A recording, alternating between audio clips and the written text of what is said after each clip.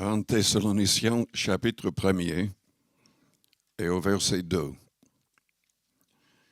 Nous rendons continuellement grâce à Dieu pour vous tous, faisant mention de vous dans nos prières. Nous rappelons sans cesse l'œuvre de votre foi, le travail de votre charité et la fermeté de votre espérance en notre Seigneur Jésus-Christ devant Dieu notre Père. Nous savons, frères bien-aimés de Dieu, que vous avez été élus. Notre évangile ne vous ayant pas été prêché en parole seulement, mais avec puissance, avec l'Esprit Saint, avec une pleine persuasion. Car vous n'ignorez pas que nous nous sommes montrés ainsi parmi vous à cause de vous. Et vous-même, vous avez été mes imitateurs et ceux du Seigneur, en recevant la parole au milieu de beaucoup de tribulations, avec la joie du Saint-Esprit, en sorte que vous êtes devenus un modèle pour tous les croyants de la Macédoine et de l'Achaïe. Non seulement, en effet, la parole du Seigneur a retenti de chez vous, dans la Macédoine et dans l'Achaïe, mais votre foi en Dieu s'est fait connaître en tout lieu de telle manière que nous n'avons pas besoin d'en parler. Car on raconte à notre sujet quel accès nous avons eu auprès de vous et comment vous vous êtes convertis à Dieu en abandonnant les idoles pour servir le Dieu vivant et vrai et pour attendre des cieux son Fils qu'il a ressuscité des morts, Jésus, qui nous délivre de la colère à venir. Je voudrais souligner surtout le verset 7. Parce que les chrétiens dans cette ville sont devenus des modèles pour tous les croyants dans les environs, dans les autres régions où Paul avait prêché l'Évangile. Sommes-nous des modèles? Sommes-nous des modèles? Vous savez, Dieu lui-même nous lance un défi que je vois dans tout le Nouveau Testament. Dieu désire que nous vivions pleinement pour son Fils, le Seigneur Jésus-Christ. Il lance un défi aussi pour qu'on vive exactement comme son Fils. Non pas simplement de vivre ou d'agir pour le Christ, mais d'être comme le Christ. Et il y a aussi le défi de vivre continuellement avec le Christ. Vivre pour le Seigneur, c'est l'adorer. Et non pas simplement avec des paroles, mais selon Romains chapitre 12. Je vous exhorte donc, frères, par la compassion de Dieu, à offrir vos corps comme un sacrifice vivant, saint, agréable à Dieu, ce qui sera de votre part un culte raisonnable. Oui, la Bible nous invite à élever nos voix et à adorer le Seigneur, à louer le Seigneur. Mais Dieu, il veut surtout qu'on lui offre tout. Notre esprit. Il veut que toutes nos pensées soient sous le contrôle de son Fils. Que toutes nos paroles glorifie le Seigneur et aide les autres à se convertir. Il veut que toutes nos actions et que nos réactions glorifient le Seigneur. Adorer le Seigneur, c'est lui offrir tout. Je l'ai souligné dimanche dernier, il y a une nouvelle traduction qui va sortir dans l'avenir, faite par des Juifs convertis. Il souligne qu'à l'époque, quand on parlait du fait de croire, l'idée de ce mot contenait l'idée qu'on s'offre à Dieu. On est prêt à se donner pour l'autre, à mourir pour l'autre. C'est ça croire. Ce n'est pas le simple fait de croire avec la tête. Déjà, nous lisons dans Romains 10 et ailleurs que pour saisir le vrai salut, nous devons croire avec le cœur, le siège de notre volonté, le siège de nos émotions, de tout. Nous devons aimer sincèrement le Seigneur.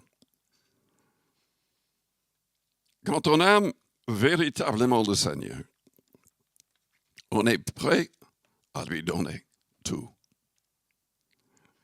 On est frappé par les premiers chrétiens dans les Actes des Apôtres. Il y avait les 120 remplis du Saint-Esprit dans la chambre haute, mais 3000 âmes se convertissent tout de suite après. Il y avait un besoin.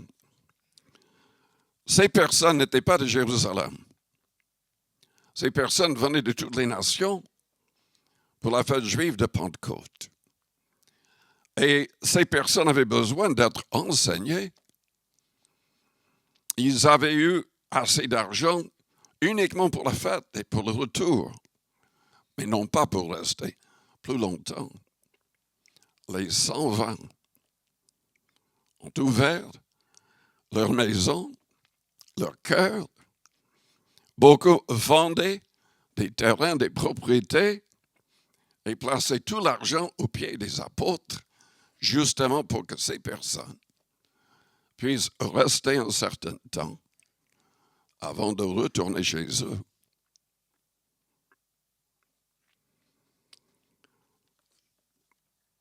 Nous n'aimons pas que les gens parlent de l'argent, n'est-ce pas? En général. On est attaché à notre argent. Mais Jésus-Christ en a parlé énormément. Les apôtres en ont parlé énormément.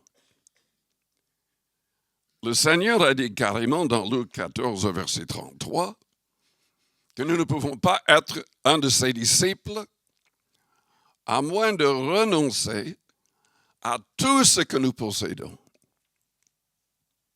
Absolument tout.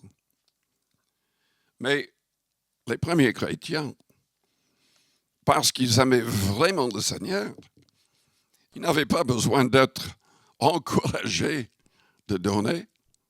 C'était spontané ce qu'ils faisaient. Mais nous lisons quand même plusieurs passages dans les lettres de Paul et des autres. Lisons dans 1 Corinthiens, chapitre 9.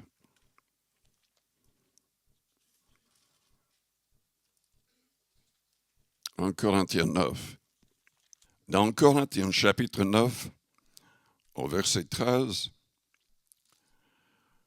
nous lisons « Ne savez-vous pas que ceux qui remplissent les fonctions sacrées sont nourris par le temple, que ceux qui servent à l'autel ont part à l'autel. De même aussi, le Seigneur a ordonné à ceux qui annoncent l'Évangile de vivre de l'Évangile. » En fait, le Seigneur voulait que ses apôtres soient à plein temps, qu'ils ne travaillent pas dans le monde, qu'ils soient soutenus exactement comme les sacrificateurs de l'Ancien Testament, qui n'avaient pas le droit non plus de travailler dans le monde. Évidemment, on ne peut pas toujours faire cela, malheureusement. Il faudrait qu'il y ait assez de chrétiens pour soutenir tous les ministères. Et il y a dans le monde beaucoup de gens qui prêchent et sont obligés de travailler. Mais ce n'est pas vraiment ce que le Seigneur veut. Il est peut-être certaines personnes qui ne devraient pas prêcher ou enseigner qui le font. D'ailleurs, on sait très bien que c'est vrai, ce que je viens de dire. La Bible dit qu'un grand nombre ne se mettent pas à enseigner. Jacques, chapitre 3. Ceux qui enseignent seront jugés plus sévèrement au jour du jugement. Paul lui-même demandait aux autres de prier pour lui, pour qu'il prêche et enseigne l'Évangile comme il fallait le faire, de la bonne manière. Et ce n'est pas évident. Parce que nous pouvons offenser les gens par notre manière de parler. Facebook, je ne sais pas. Il y a tellement de gens maintenant qui se mettent à enseigner, tellement de gens qui font des vidéos, et trop souvent, ce n'est pas la saine doctrine. Ça amène les gens en erreur.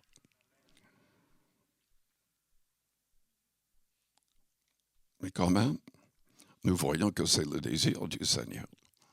Que les hommes qu'il envoie véritablement soient à plein temps. Et donc, pour qu'ils soient à plein temps, il faudrait que tous les chrétiens donnent sous l'onction et selon la volonté du Seigneur. Je ne vais pas parler de la dîme. Les premiers chrétiens donnaient beaucoup plus que la dîme. Il faut être conduit par le Saint-Esprit. Il faut accomplir sa volonté.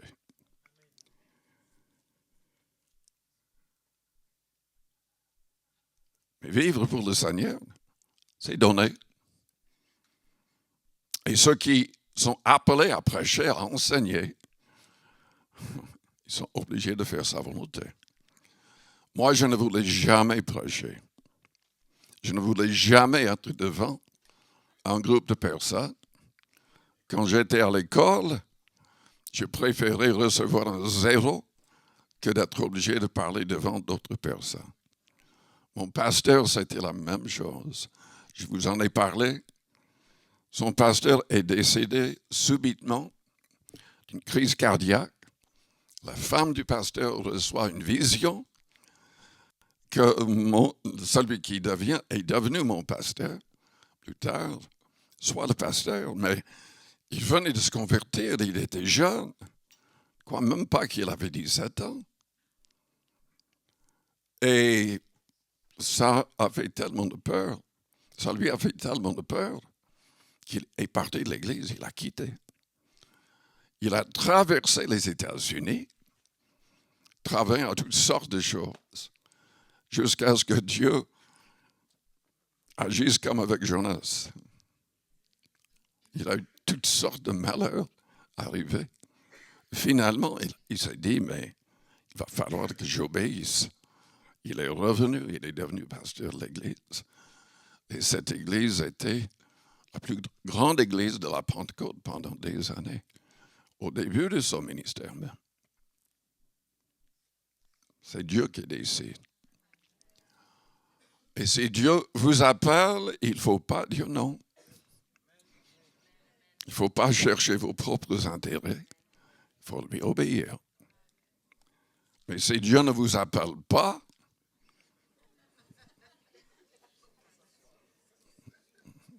témoignez, mais n'allez pas trop loin avec le reste. Priez pour ceux qui sont appelés.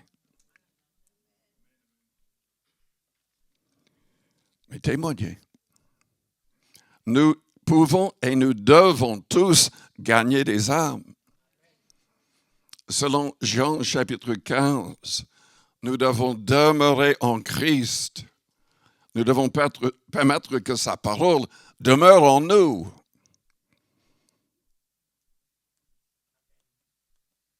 Dieu désire que nous soyons des modèles. Dieu veut que nous puissions le glorifier. Qu'est-ce que le Seigneur a dit dans Jean 15? Si on porte beaucoup de fruits, il a dit ainsi, mon Père sera glorifié. Et vous serez mes disciples. Comment porter beaucoup de fruits? Il faut demeurer en Christ. Il faut que sa parole remplisse nos cœurs. Êtes-vous en train de vivre pour le Christ? Par votre témoignage, par votre manière de donner, par votre manière de louer le Seigneur, par votre manière de lui offrir votre corps comme un sacrifice vivant et saint. Mais allons plus loin. Dieu veut que nous soyons des modèles en étant exactement comme le Christ. Lisez Éphésiens chapitre 4, verset 11. Dieu a fait des dons aux églises, des hommes avec des ministères. Mais pour quelle raison? Pour que ces hommes soient toujours élevés, admirés, et que tout le monde les suive comme des... Non, selon la Bible, Dieu place certains hommes dans les églises pour que tous les membres arrivent à la stature parfaite du Christ. Le Christ était sans péché. Il était amour, prêt à pardonner à n'importe qui. Et il dépendait de la puissance du Saint-Esprit afin d'être modèle pour nous. Il s'est dépouillé avant de devenir un homme. Il devait prier. Il devait recevoir l'Esprit avant de commencer son ministère. En toute chose, il était un modèle pour nous. Est-ce que nous comprenions que absolument tout ce qui nous arrive, c'est pour nous façonner à l'image de Jésus-Christ? C'est ce que Paul a écrit dans Romains chapitre 8, au verset 26 et 28. Tout ce qui nous arrive, les bonnes choses comme les mauvaises choses. En face de mauvaises choses, comment est-ce que le Seigneur a agi? Il a parlé avec foi, il a prié avec foi, il a agi avec foi. Et c'est à nous de faire la même chose.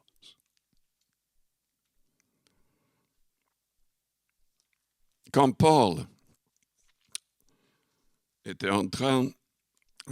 il était prisonnier des Romains. Il a été mordu par un serpent venimeux. Il serait mort s'il n'avait pas eu la foi. Jésus avait promis de protéger. Et il le croyait. Il a jeté le serpent dans le feu. Et les indigents, voyant cela, se sont convertis comme les soldats qui le gardaient. À un autre moment, je pense à un roi à qui il parlait, mais l'homme à côté se moquait de ses paroles. Et qu'est-ce que Paul a fait? Il a utilisé la parole de la foi. Il a dit, tu seras aveugle pendant un temps. Il a été frappé d'aveuglement immédiatement. Évidemment, Ça a convaincu le roi qu'il était vraiment un prophète de Dieu, un homme de Dieu.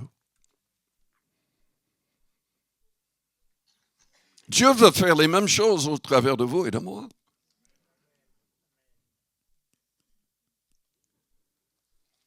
Et c'est un défi. Dieu veut qu'on vive pleinement pour le Christ, mais surtout qu'on devienne exactement comme le Christ. Paul a dit quoi? Que toutes nos pensées soient captives à la pensée de Jésus-Christ. Paul a dit, Christ en vous est l'espérance de la gloire. Il a dit qu'en étant baptisés, nous revêtons Christ. Nous revêtons Christ. Être en Christ, c'est une question de foi. Mais il veut que les autres voient le Christ au travers de nous.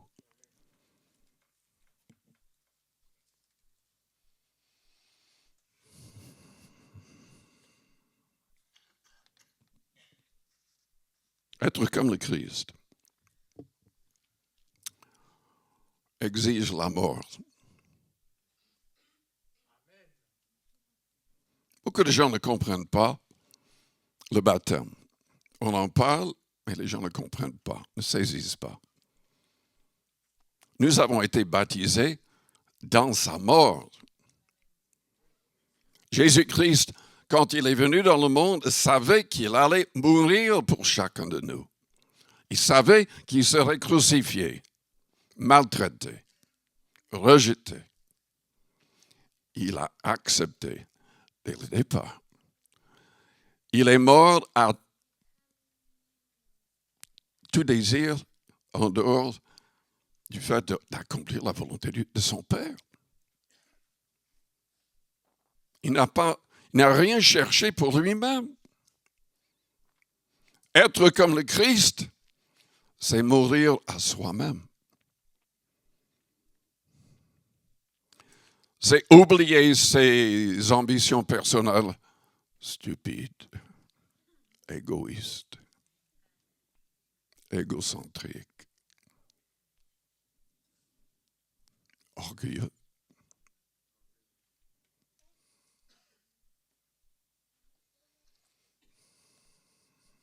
Est-ce que nous vivons avec le Christ?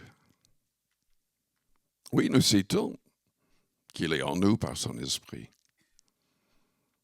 Mais il a promis aussi d'être avec nous, de travailler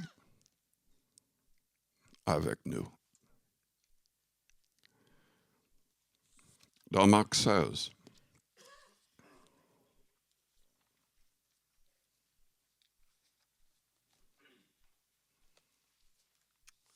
allons plus loin un instant. Qu'est-ce que Paul a dit dans Galates 2 au verset 20? Ce n'est plus moi qui vis.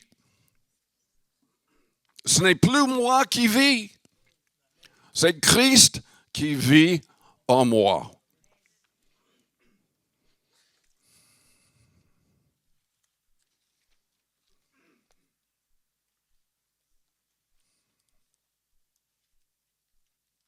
Est-ce que vous avez permis que le Seigneur vous transforme entièrement? Je vais lire en premier, Éphésiens chapitre 2.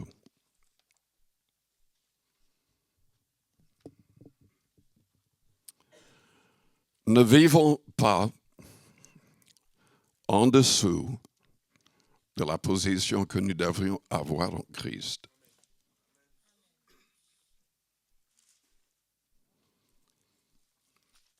Le Seigneur désire accomplir de très grandes choses au travers des croyants. Nous pouvons le lire dans Marc 16. Allez par tout le monde, prêchez la bonne nouvelle à toute la création. Celui qui croira et qui sera baptisé sera sauvé, mais celui qui ne croira pas sera condamné. Voici les miracles qui accompagneront ceux qui auront cru en mon nom. Ils chasseront les démons. Ils parleront de nouvelles langues. Ils saisiront des serpents, comme Paul a fait. S'ils boivent quelques breuvages mortels, il ne leur fera point de mal. Ils imposeront les mains aux malades, et les malades seront guéris. Le Seigneur, après leur avoir parlé, fut enlevé au ciel. Il s'assit à la droite de Dieu. Et ils s'en allèrent prêcher partout. Le Seigneur travaillait avec eux et confirmait la parole par les miracles qui l'accompagnaient. Dans Éphésiens chapitre 2.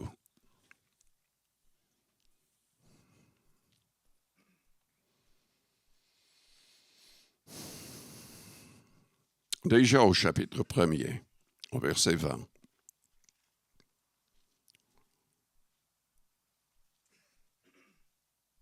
Au verset 19. Qu'elle est envers nous qui croyons l'infinie grandeur de sa puissance, se manifestant avec efficacité par la vertu de sa force.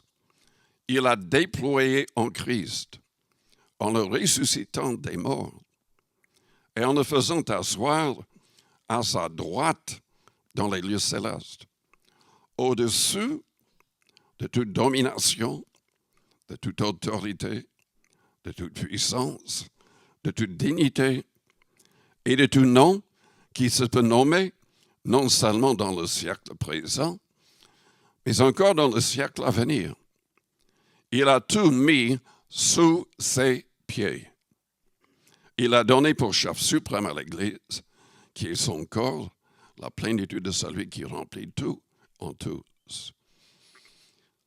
Et Paul continue. Vous savez que dans la Bible à l'origine, il n'y avait pas ces chiffres pour les chapitres ou les versets. Et il ne s'arrêtait pas. Il lisait le tout quand il le lisait. On manque énormément de choses si on lit simplement un seul chapitre ou quelques versets.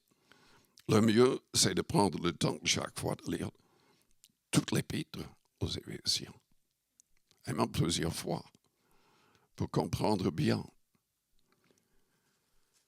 Vous étiez morts par vos offenses et par vos péchés dans lesquels vous marchiez autrefois, selon le train de ce monde, selon le prince de la puissance de l'air, de l'esprit qui agit maintenant dans les fils de la rébellion.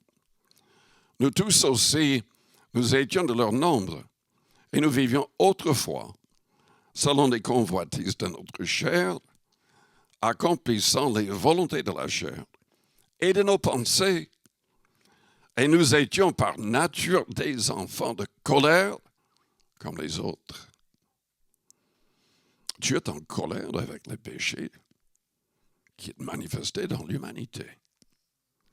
Mais Dieu, qui est riche en miséricorde, à cause du grand amour dont il nous a aimés, nous qui étions morts par nos offenses, nous a rendus à la vie avec Christ. C'est par grâce que vous êtes sauvés.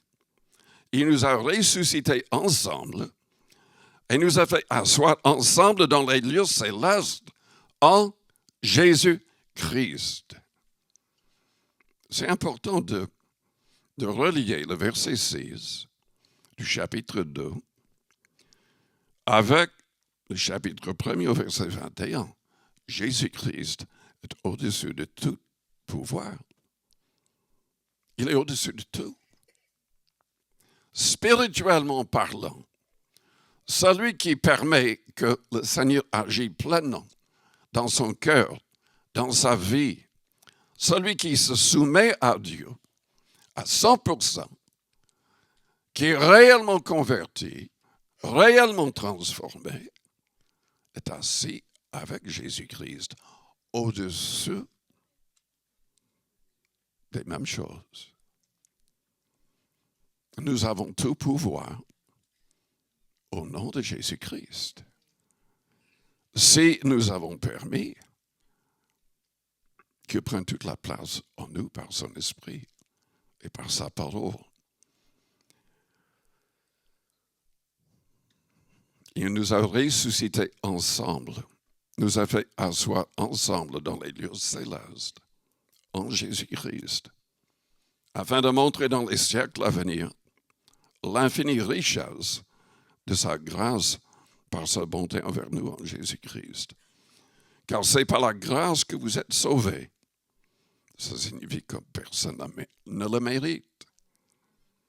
La grâce, c'est un don. On ne le mérite pas. On mérite l'enfer. Parce que nous avons tous péché. Mais Dieu nous libère du pouvoir du péché. Je parle du vrai chrétien. C'est par la grâce que vous êtes sauvés par le moyen de la foi. Et cela ne vient pas de vous. C'est le don de Dieu. Ce n'est point par les œuvres, afin que personne ne se glorifie, car nous sommes son ouvrage, ayant été créés en Jésus-Christ pour de bonnes œuvres que Dieu a préparées d'avance afin que nous les pratiquions. Personne ne peut sauver son âme. C'est le Seigneur qui nous sauve. Nous ne pouvons rien faire d'autre à part nous soumettre à Dieu. Et c'est ce qui est indispensable. Nous devons prier. Nous devons veiller. Nous devons demeurer en Christ. Nous devons persévérer dans cette parole pour que cette parole soit vraiment au fond de nos cœurs. Nous devons demander au Seigneur de faire de nous de nouvelles créatures. Non pas des gens qui sont toujours esclaves de la chair, esclaves de la drogue, esclaves de toutes sortes d'habitudes mauvaises. Les gens disent, mais je n'arrive pas à abandonner. Et alors, priez, jeûnez. C'est le Seigneur qui libère. Vous pouvez faire tous vos efforts, mais si vous n'avez pas la force du Seigneur, vous n'y arriverez jamais. C'est le Seigneur qui libère. Et il libère tous, toutes les personnes qui sont sincères, toutes les personnes qui aiment véritablement le Seigneur, qui aiment véritablement sa parole.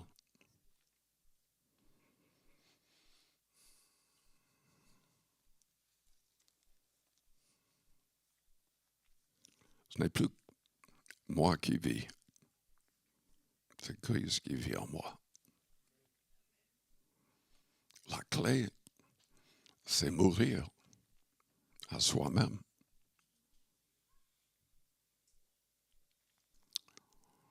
Philippe devait mourir à lui-même. Il a été utilisé de manière grandiose en Samarie. Toute une ville s'est convertie.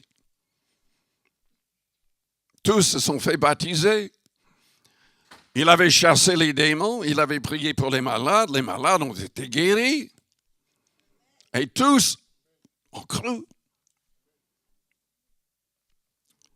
Mais quand l'Église à Jérusalem a envoyé Pierre et Jean pour qu'ils s'occupent des nouveaux convertis, Dieu a dit à Philippe, pars, va dans le désert. Vous savez, il n'y a pas beaucoup de gens aujourd'hui comme Philippe. L'énormément de gens qui veulent être comme cet homme qu'on voit dans la 3e lettre de Jean. C'était quand même un pasteur. Mais il voulait être le premier. Il ne voulait pas même permettre que les apôtres viennent dans son église. Il agissait de manière terrible. Il parlait contre les apôtres. L'orgueil spirituel. Combien de personnes aujourd'hui c'est la même chose. Ils s'élèvent avec des titres de toutes sortes.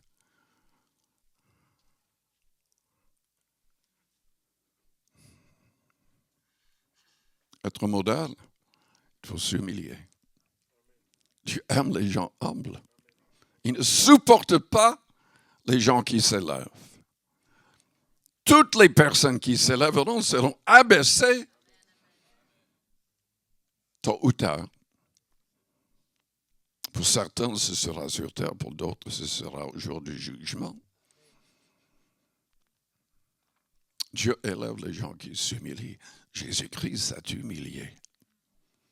Le diable s'est élevé. Il a été écrasé.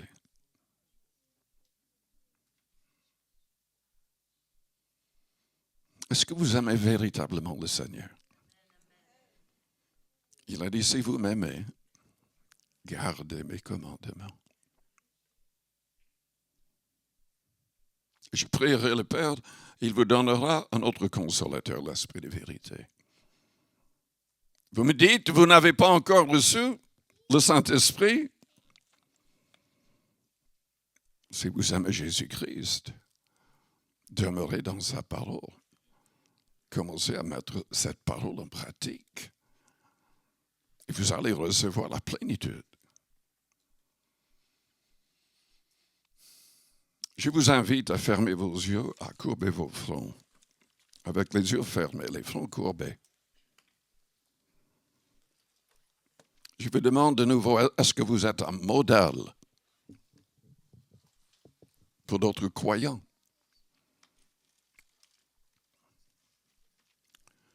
Est-ce que vous vivez pour le Christ?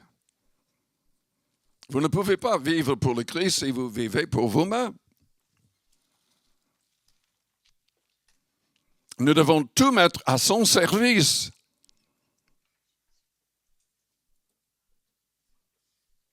Afin de vivre pour lui. Est-ce que vous cherchez à être comme le Christ en toutes choses? Est-ce que toutes vos pensées, tout au long de la semaine, sont captives à la pensée de Jésus-Christ? Est-ce que vous témoignez? Est-ce que vous parlez des choses qui comptent? Ou vous parlez toujours de choses vaines?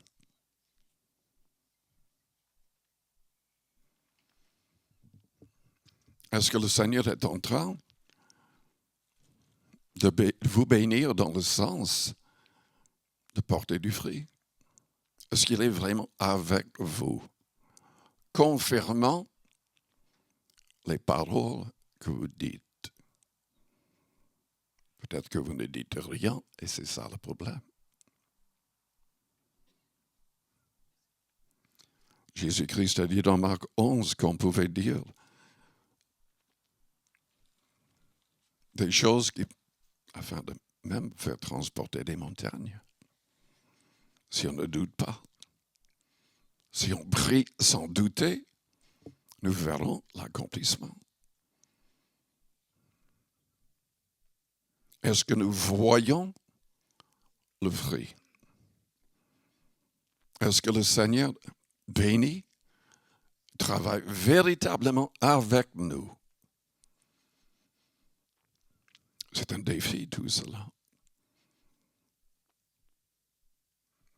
À Thessalonique, ils sont devenus des modèles pour tous autour. Je prie que ce soit le cas pour chaque personne dans notre Église. Que le Seigneur nous aide tous à nous soumettre au Seigneur, à son esprit, à sa parole. Mais pendant que les yeux restent fermés, peut-être que vous êtes là et vous n'avez jamais vraiment placé toute votre foi, toute votre confiance en Jésus-Christ. Il est le seul vrai sauveur. Et ce n'est pas assez de croire avec la tête, comme j'ai déjà dit. Il faut vraiment lui offrir tout. Il faut être prêt à mourir à soi-même pour le suivre. Il faut renoncer à tout. Il faut être prêt à renoncer à tout. Quand Jésus a appelé ses disciples,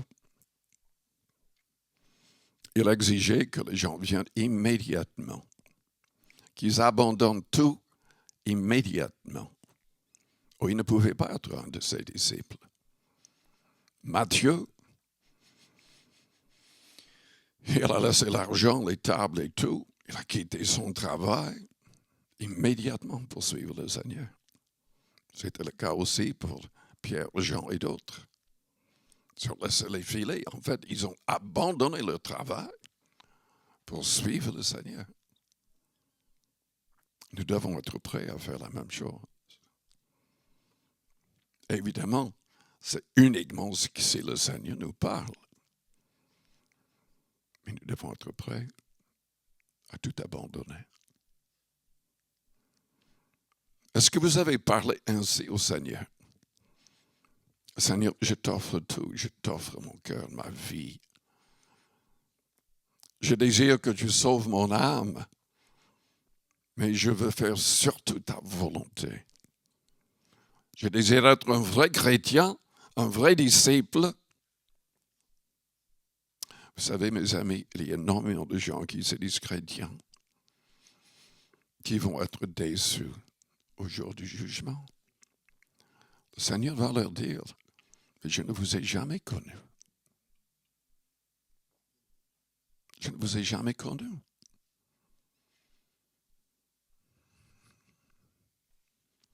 On doit lui offrir tout.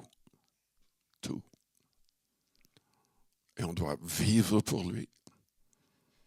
On doit vivre comme lui. Jean dit que celui qui demeure en Christ doit marcher comme il a marché lui-même. Si vous voulez sauver votre âme, si vous voulez être un vrai disciple du Christ, élevez vos mains vers le Seigneur et dites-le lui. Dites-le lui. Dites-le lui. Père Céleste, que tous dans cette salle soient de vrais disciples.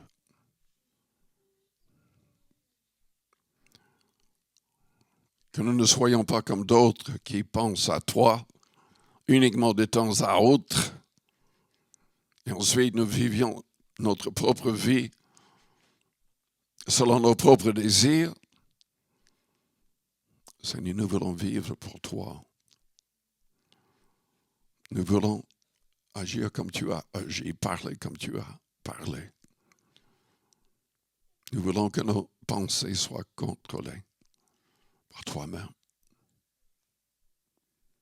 Et nous voulons que tu sois toujours en nous par ton esprit, avec nous par la puissance de Dieu. Pour que autour de nous, des foules de personnes se convertissent.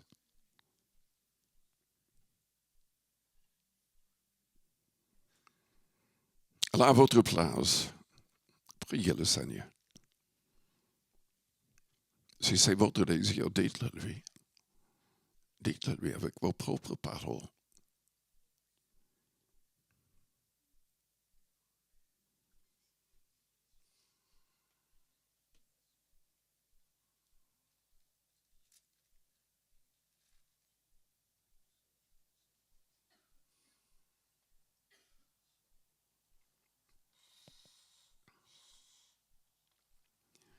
Je vous invite à vous lever. Si vous voudrez la prière avec l'imposition des mains, venez vers le devant.